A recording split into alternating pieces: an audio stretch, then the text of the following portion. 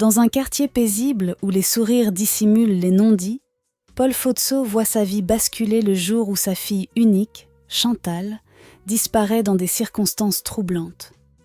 Rongé par le doute, il se lance dans une quête désespérée pour comprendre ce qui s'est réellement passé. Armé d'une caméra discrète et d'un courage inébranlable, il s'attaque à un réseau de secrets bien gardés, prêt à affronter une vérité qui pourrait le détruire. Mais jusqu'où est-il prêt à aller pour obtenir justice, dans un monde où la douleur d'un père semble invisible? Les rayons de soleil perçaient doucement à travers les rideaux de la maison, illuminant l'intérieur d'une lumière dorée. Paul Fozzo, assis à la table de la cuisine, regardait distraitement sa fille Chantal. Elle était concentrée sur son coloriage, les sourcils légèrement froncés, comme si le monde entier dépendait de chaque coup de crayon.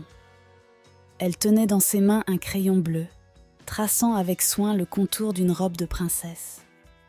La maison était empreinte d'un calme apaisant.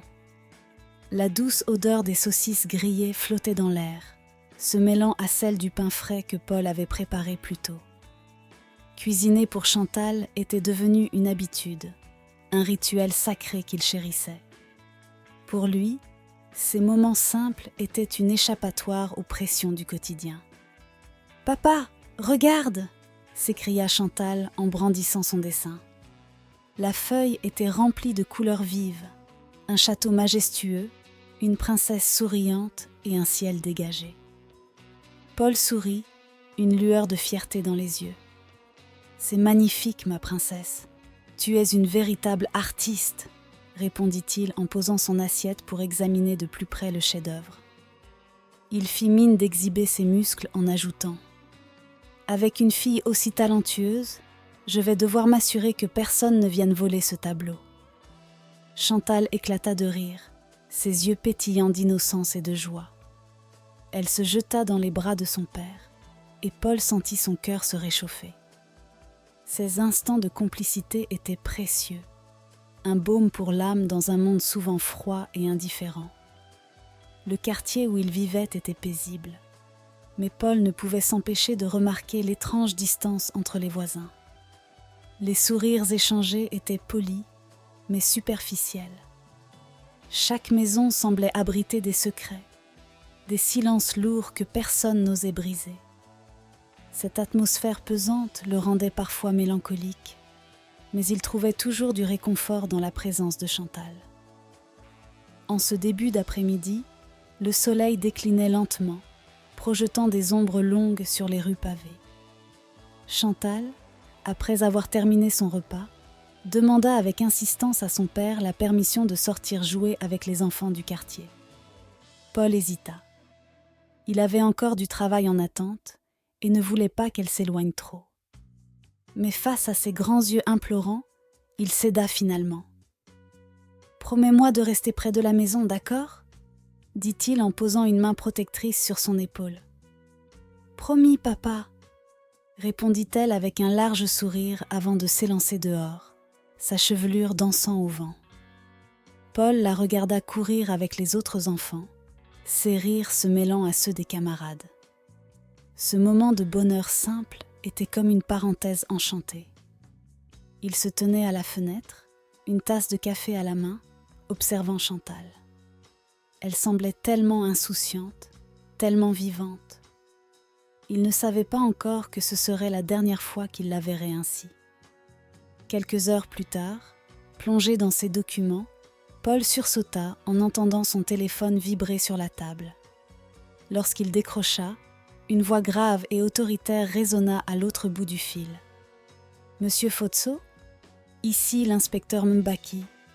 Vous devez venir immédiatement à l'hôpital Sainte-Thérèse des Archanges. » Le ton sec de l'inspecteur fit naître une angoisse sourde dans la poitrine de Paul. Son esprit s'emballa, imaginant les pires scénarios.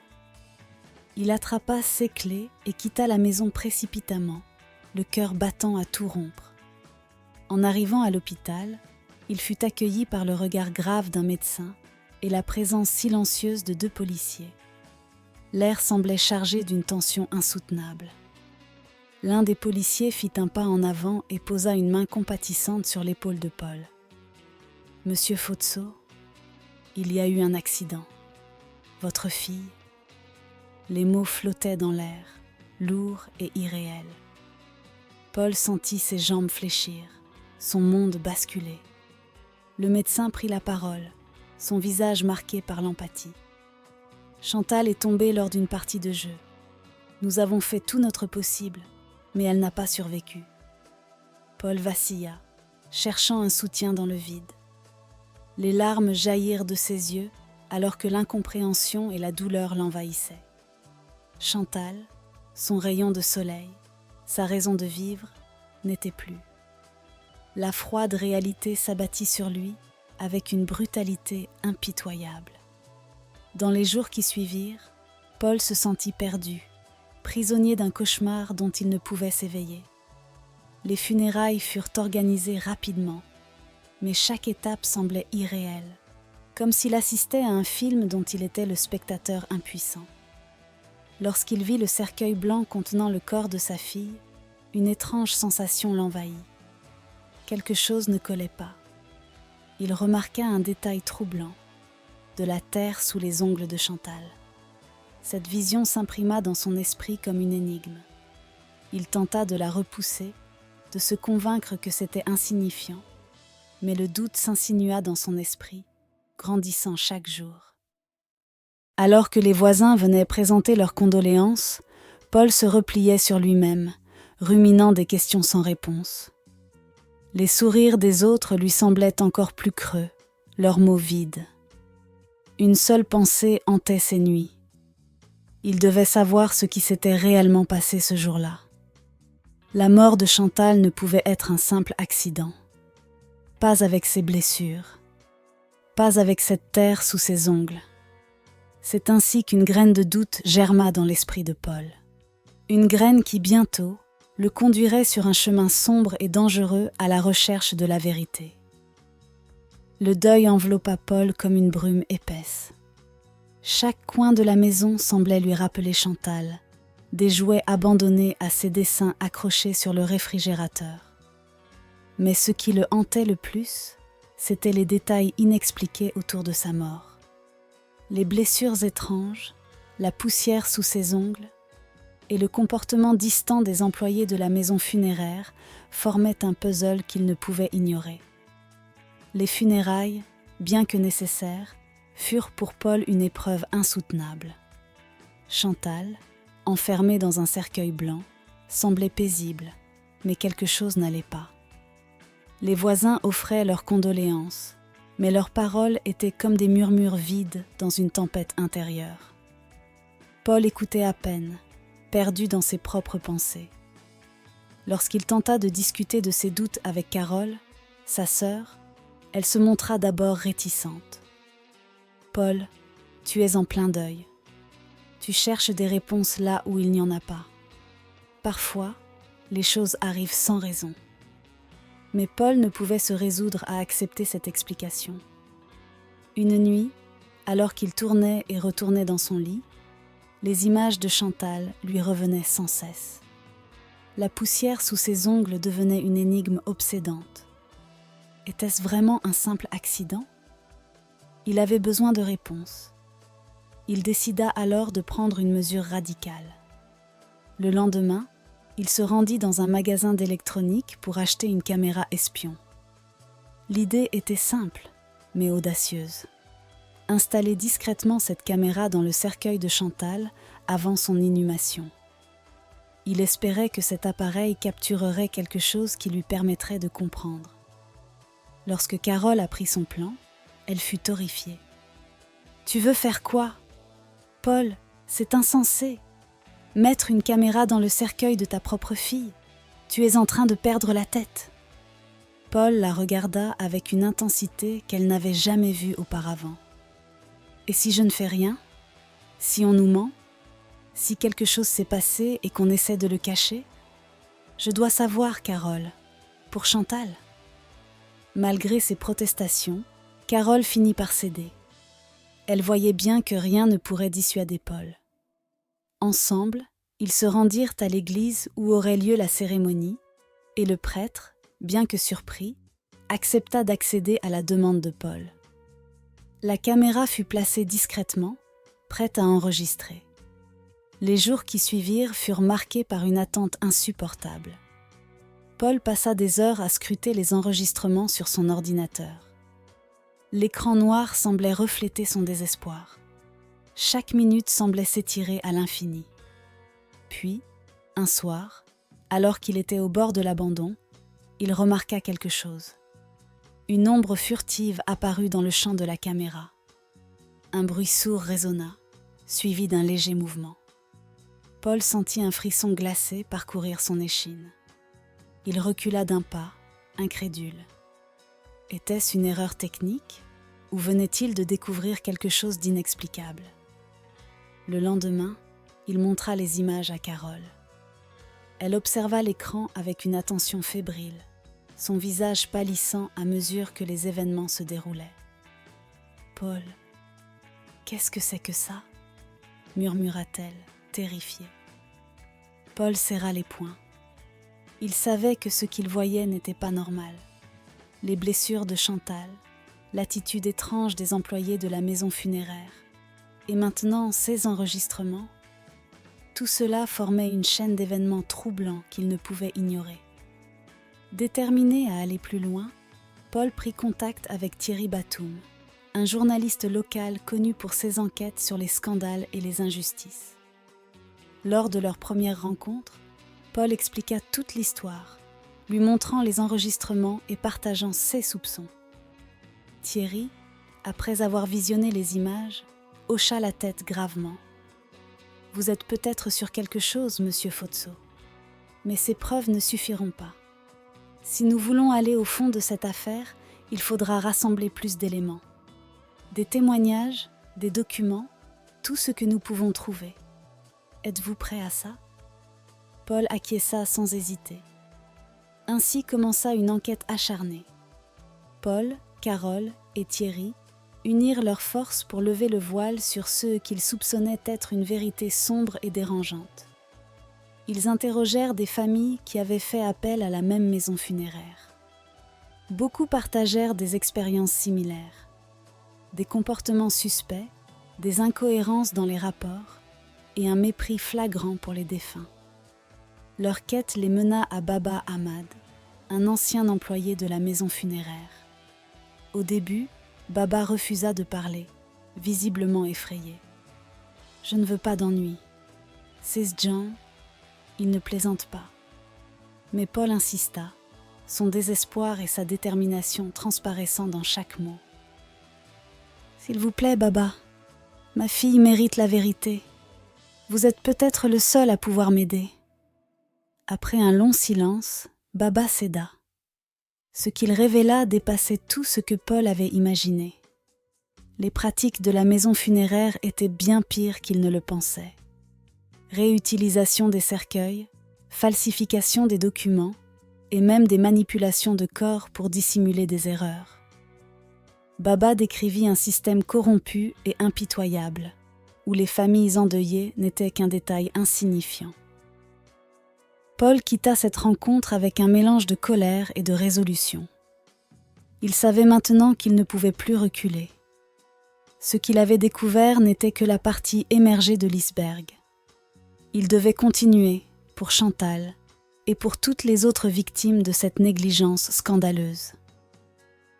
Obsédé par les révélations de Baba Ahmad et par les images troublantes enregistrées dans le cercueil de Chantal, Paul Fotso sentit que sa quête de vérité venait à peine de commencer.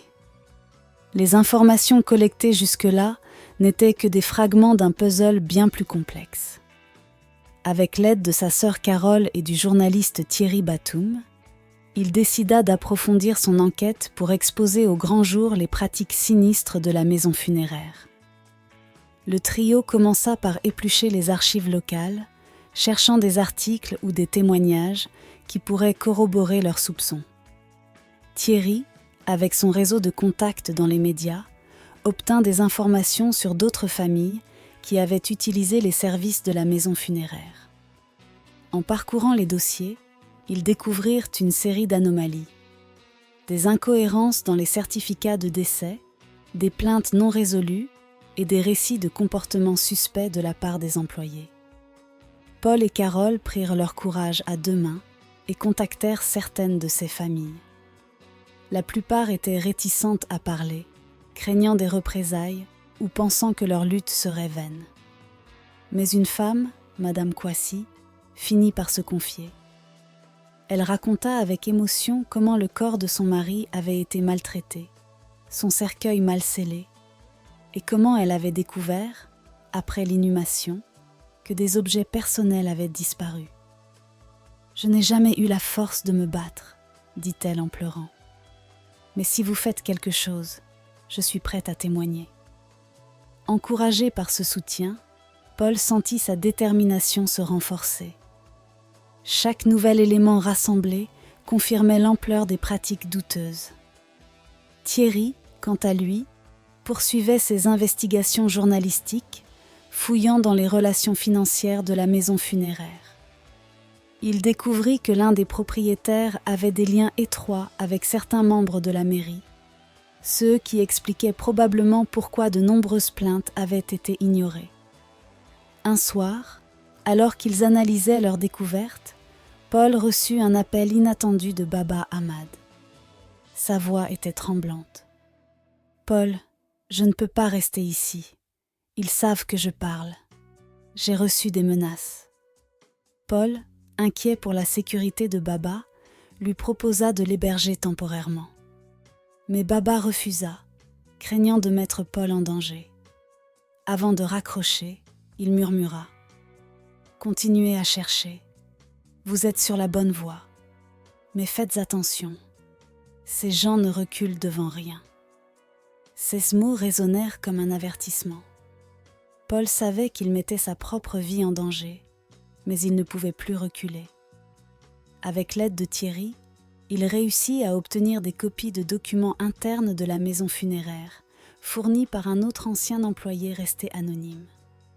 Ces documents révélaient une série de falsifications de certificats de décès et de pratiques douteuses visant à maximiser les profits au détriment des familles endeuillées. Au fur et à mesure que l'enquête avançait, la pression sur Paul et son équipe augmentait. Des appels anonymes menaçants se faisaient de plus en plus fréquents. Une nuit, une inscription rouge sang apparut sur la porte de sa maison. « Arrêtez ou vous le regretterez. » Carole, terrifiée, tenta de persuader Paul d'abandonner. « Paul, s'il te plaît, pense à ta sécurité, pense à ta vie. » Mais Paul, les yeux remplis de douleur et de détermination, répondit « Ma vie n'a plus de sens si je ne fais rien. Chantal mérite que je me batte pour elle. Toutes ces familles méritent justice. » Carole comprit qu'il était inutile de discuter. Elle décida alors de rester à ses côtés, malgré la peur qui la rongeait. Grâce aux efforts conjoints de Paul, Carole et Thierry, l'affaire commença à attirer l'attention des médias nationaux. Thierry publia un article explosif détaillant les preuves collectées, accompagné des témoignages de Baba et de Madame Kouassi. L'article fit l'effet d'une bombe. Les réseaux sociaux s'enflammèrent et des manifestations spontanées éclatèrent devant la maison funéraire. Des pancartes exigeant justice pour Chantal et les autres victimes envahirent les rues. Mais cette médiatisation accrue attira également de nouvelles menaces. Un soir, alors qu'il rentrait chez lui, Thierry fut suivi par une voiture. Il réussit à s'échapper de justesse, mais l'incident confirma que leurs adversaires étaient prêts à tout pour les faire taire. Malgré tout, les preuves s'accumulaient. Thierry découvrit que la maison funéraire avait bénéficié de subventions publiques en échange de services rendus à des politiciens locaux. Ces découvertes impliquaient un réseau de corruption bien plus large que prévu. Les noms des responsables furent ajoutés au dossier que Thierry préparait en vue de le transmettre aux autorités compétentes. La tension atteignit son paroxysme lorsque Baba accepta de témoigner devant un tribunal. Son témoignage, bien que crucial, le mit en grand danger. Paul et Carole organisèrent une rencontre secrète pour planifier les prochaines étapes. Baba, visiblement nerveux, déclara : « Si je parle, je veux que tout le monde sache pourquoi je le fais. Je le fais pour que plus personne ne vive ce que j'ai vu. » Paul posa une main sur son épaule. « Tu n'es pas seul, Baba. Nous sommes tous avec toi. » Alors que le procès approchait, Paul savait que la vérité était enfin à portée de main. Mais il savait aussi que le chemin serait encore semé d'embûches. Pour Chantal, pour Baba et pour toutes les familles qui avaient souffert, il était prêt à affronter les ténèbres jusqu'au bout. Les jours qui suivirent la publication de l'article de Thierry Batoum furent marqués par une agitation grandissante. Les médias locaux relayaient l'affaire, provoquant une onde de choc dans la communauté. Les familles endeuillées commencèrent à se manifester, partageant des récits similaires de disparitions inexpliquées, de pratiques douteuses et d'incompétence dans la gestion des corps. Des manifestations spontanées éclatèrent devant la maison funéraire, des pancartes brandies par des familles exigeant justice et vérité. L'atmosphère était électrique, et le nom de Chantal devenait un symbole de résistance. Paul, cependant, n'avait pas le luxe de savourer cette victoire partielle. La pression sur lui et son entourage augmentait. Les appels anonymes devenaient plus menaçants, et sa maison était sous surveillance constante. Une nuit, un bruit de verre brisé le réveilla en sursaut. Quelqu'un avait jeté une pierre contre la fenêtre du salon, accompagné d'un message écrit sur un morceau de papier. « Arrêtez, ou vous le regretterez. » Carole, toujours à ses côtés, tenta de le convaincre de ralentir. « Paul, ils ne reculeront devant rien. Et toi, tu risques de tout perdre. » Mais Paul, les yeux emplis de détermination, répondit : « J'ai déjà tout perdu, Carole. Je ne peux pas abandonner. Si on se tait, Chantal disparaîtra une deuxième fois, et ça, je ne le permettrai pas. » Avec Thierry et Carole, ils décidèrent de rencontrer d'autres familles affectées par les pratiques de la maison funéraire. Ensemble, ils formèrent une coalition pour intensifier la pression publique et demander une enquête officielle. Leur mouvement gagna en ampleur lorsque Baba Ahmad, l'ancien employé, accepta de témoigner publiquement. Son courage galvanisa les autres victimes et donna un nouvel élan à leur combat. Mais ce courage avait un coût. Baba devint une cible. Un soir, il appela Paul en panique. « Ils savent que je parle. Ils m'ont suivi, Paul. Je ne sais pas combien de temps je tiendrai. » Paul, terrifié mais décidé, lui proposa un refuge temporaire chez lui. Cependant, il savait que la situation devenait de plus en plus dangereuse. La vérité qu'il poursuivait semblait enveloppée de ténèbres qu'aucun d'eux n'avait anticipées. Dans les jours qui suivirent, les médias amplifièrent leurs révélations. Des documents internes furent divulgués, prouvant que la maison funéraire avait falsifié des registres pendant des années. Thierry découvrit que certains responsables avaient des connexions politiques, rendant la tâche encore plus périlleuse. Malgré cela, l'opinion publique continuait de basculer en faveur de Paul, transformant son combat personnel en une cause collective. Alors que la coalition prenait de l'ampleur, un nouveau témoin clé se manifesta. Une ancienne secrétaire de la maison funéraire, qui avait quitté son poste après avoir assisté à plusieurs incidents troublants, accepta de parler sous anonymat. Elle fournit des copies de courriels internes où des responsables échangeaient des instructions sur la manière de couvrir des erreurs graves, allant jusqu'à manipuler des preuves pour éviter des poursuites. Les révélations de cet ancien employé donnèrent un nouvel élan à l'enquête. Paul et Thierry organisèrent une conférence de presse où ils présentèrent les preuves rassemblées. La salle était remplie de journalistes et de familles endeuillées. Les flashs des caméras crépitaient alors que Paul prenait la parole, la voix tremblante mais déterminée. « Nous ne nous battons pas seulement pour Chantal, mais pour toutes les familles qui ont été trahies. Nous demandons justice et nous n'arrêterons pas tant que la vérité ne sera pas connue. » 6 paroles furent accueillies par des applaudissements nourris. Les médias nationaux commencèrent à s'intéresser à l'affaire, attirant l'attention des autorités supérieures. Une enquête officielle fut finalement ouverte, mais cela ne fit qu'intensifier les menaces contre Paul et son équipe. Une nuit, alors qu'il rentrait chez lui, Paul remarqua qu'il était suivi par une voiture aux vitres teintées. Son cœur battait à tout rompre alors qu'il accélérait pour semer ses poursuivants. Arrivé sain et sauf, il retrouva Carole et Thierry, leur racontant l'incident. Ils comprirent alors que leurs ennemis étaient prêts à tout pour les réduire au silence. Pendant ce temps, les manifestations devant la maison funéraire prenaient de l'ampleur. Des dizaines de familles se réunirent, brandissant des photos de leurs proches décédés, exigeant des explications et des sanctions.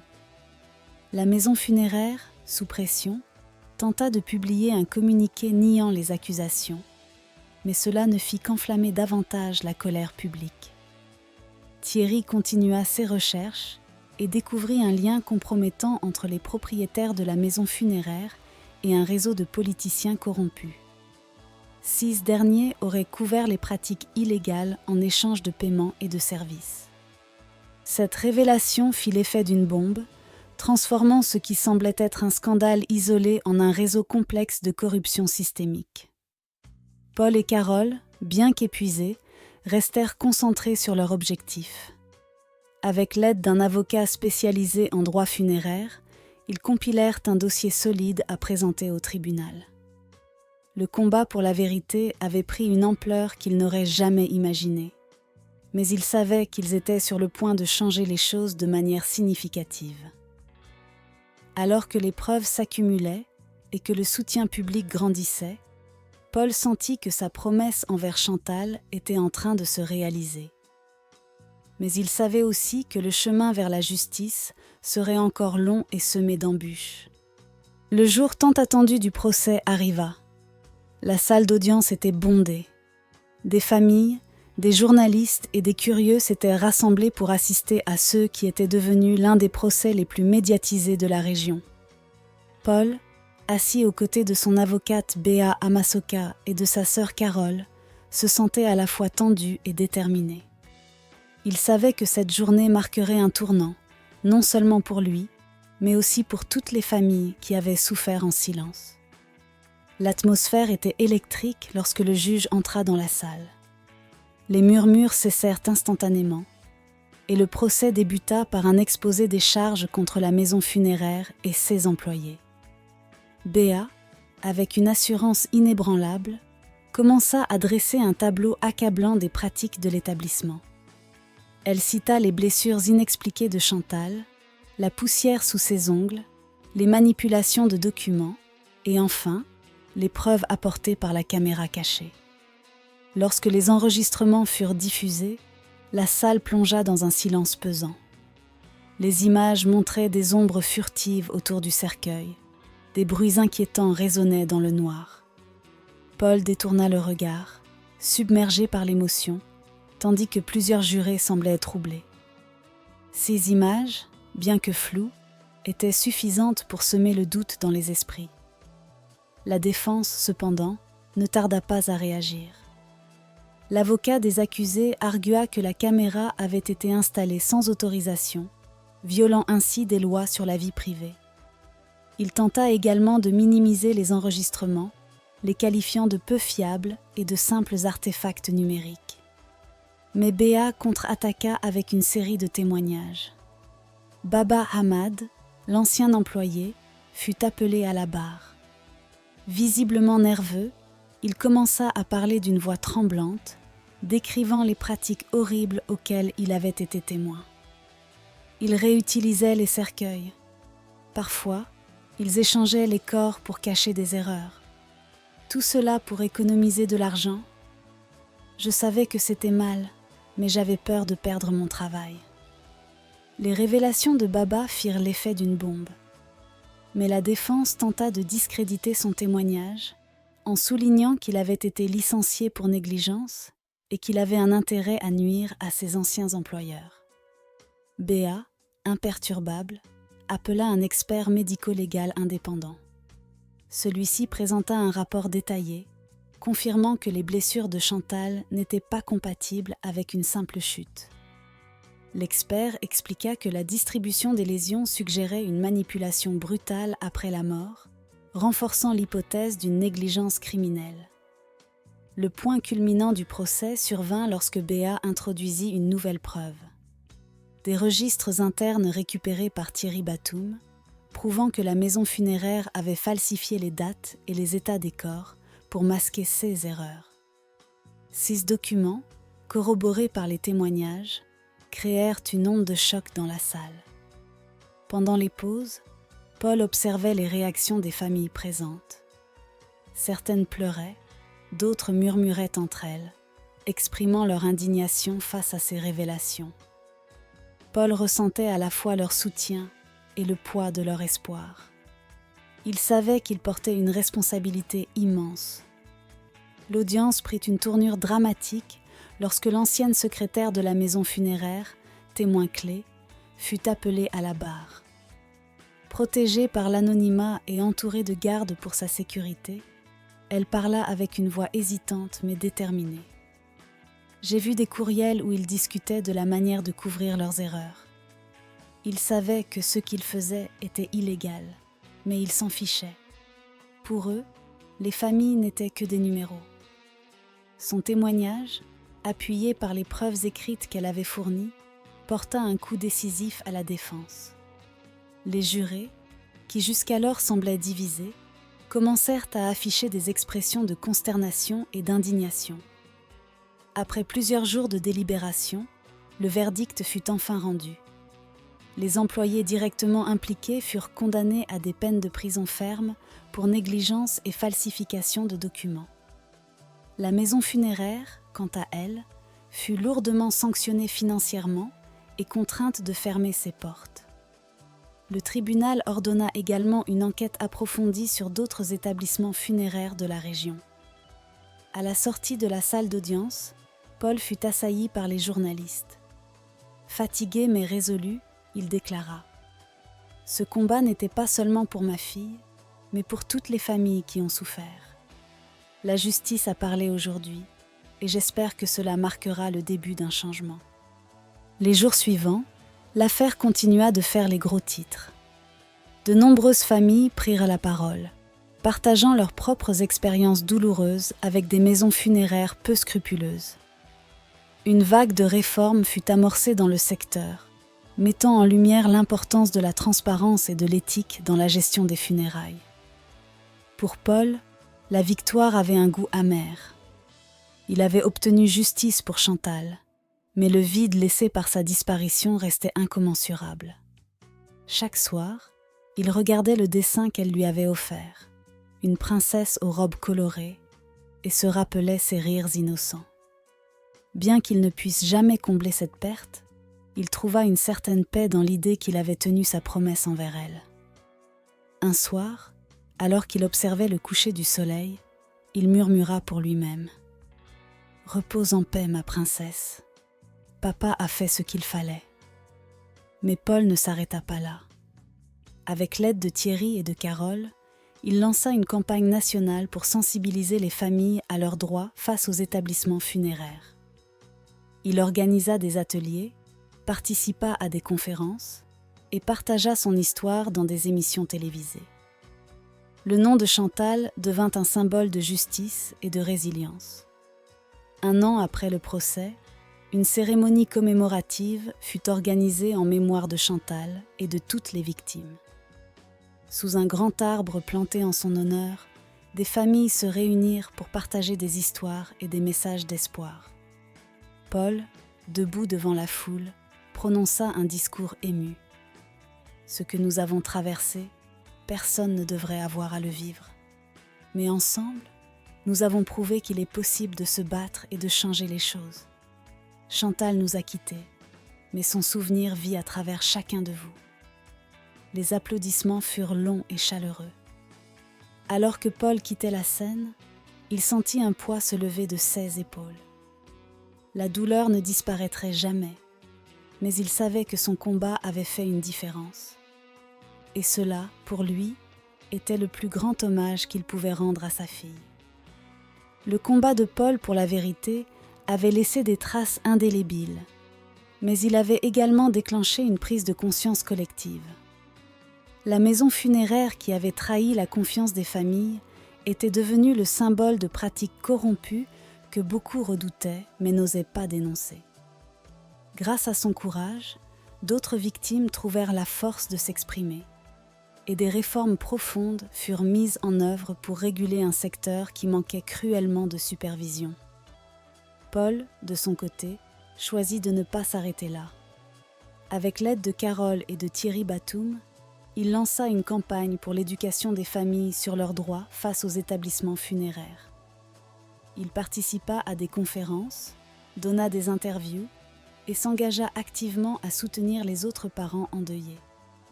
Sa douleur, bien que toujours présente, devint une force motrice pour le changement. 1 an après le procès, une cérémonie fut organisée en mémoire de Chantal. Sous un grand arbre planté en son honneur, des familles se réunirent pour partager des histoires, des souvenirs et des messages d'espoir. Paul, debout devant la foule, prononça un discours ému. « Chantal était une lumière dans ma vie, et même si elle est partie, cette lumière continue de briller à travers chacun de vous. Elle nous rappelle que nous ne devons jamais nous taire face à l'injustice, peu importe à quel point cela peut être difficile.